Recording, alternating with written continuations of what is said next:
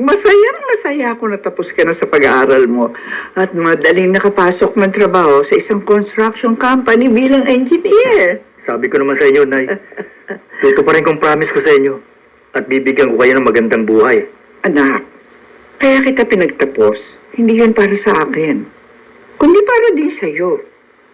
Gusto ko kasing maging iba ang kapalaran mo sa naging kapalaran namin ng pumanaw mong tatay. Pero siyempre po, gusto ko rin matumbasan ng mga pagsisikap ninyo. Masaya na ako makitang maayos ang buhay mo. Ah, teka nga pala anak. Sana naman lumanap ka na ng isang babaeng magpapasaya sa'yo. Gusto ko kasi magkaroon ka na ng pamilya. At maalagaan ko pa ang aking magiging ato bago pa ako mawala. Ang inay talaga kung ano-anong sinasabi. Hindi pa kayo mawawala. Mahaba pang panahon pagsasamahan natin.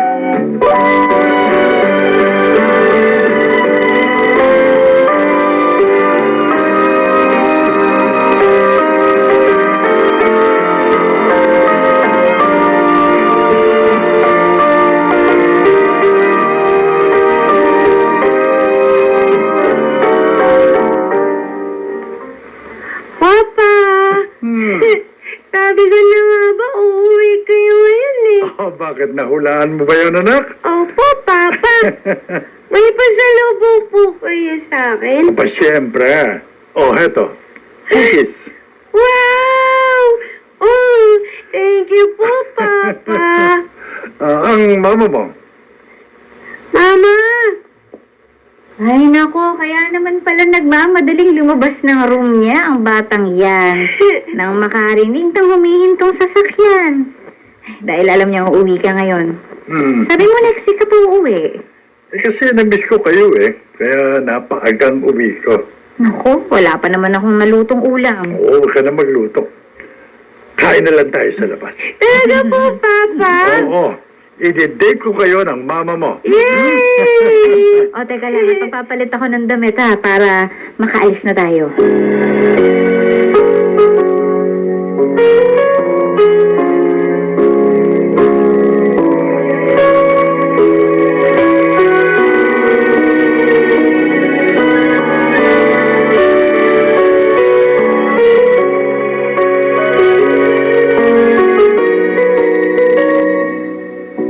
Andito ka na naman sa kanto, Dale.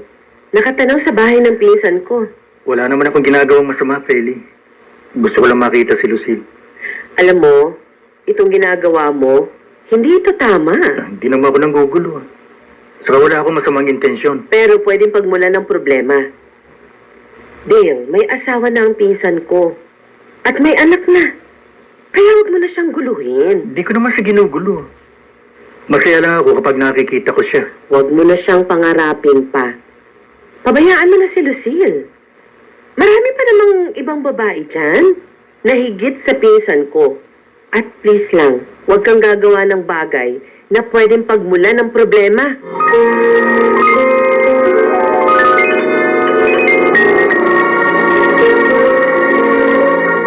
Where do I begin to tell the story of how great a love? Mga kaibigan, ating balikan ang dulang Ikaw Lamang sa Buhay Ko. Love Story.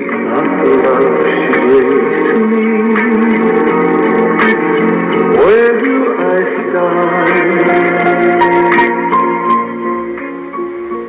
Ay, hindi mo na lang sana siya pinakailaman pa, Feli. Nag-aalala ako para sa'yo, Lucille.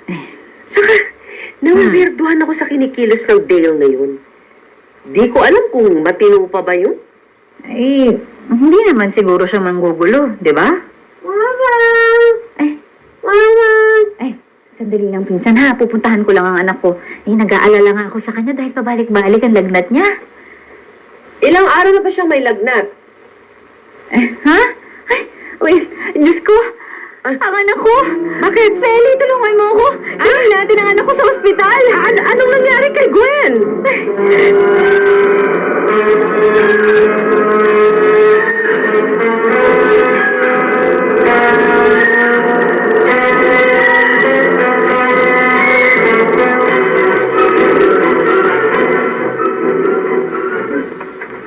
Na-dengue ang anak ko, doktor.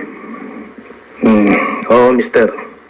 Kaya may mga rashes din na lumabas sa katawan niya. Kailangan niya ng blood transfusion sa loob ng 24 oras. Kaya lang, hindi available dito sa ospital ang tipo ng dugong kailangan niya. Ako na lamang po ang magiging blood donor. Type A ang dugo ko. Pero type B positive ang dugo ng bata. Kaya type B o kaya type O ang dugong maaaring tanggapin ng katawan niya. Humanap na lang kayo ng ibang donor. O sige, may iwan na muna kita at may kailangan ta akong asikasuhin. Paano nangyari yun?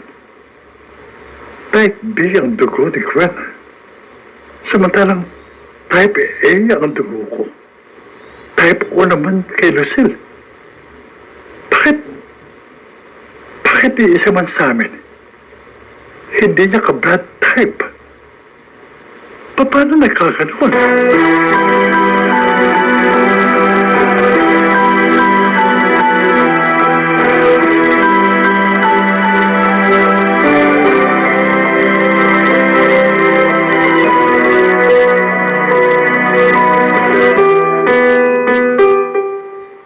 Buti na lang may nakuha akong blood donor.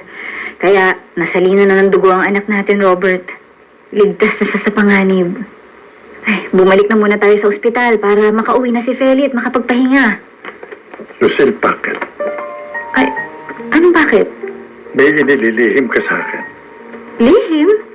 Ay, ano ba sinasabi mo, Robert? Ano ba problema? Pwede ba wag mo na akong gawing tanga? Ano ba sinasabi mo? Hindi ako doktor. Pero sa simpleng paliwanag, alam kong may mali. Ano nga yun, Robert? Bakit ka ba nagagalit? Dahil niloko mo ko! Linago mo ko! Hindi kita maintindihan. Kaninong anak si Juan? Sino ang kanyang ama?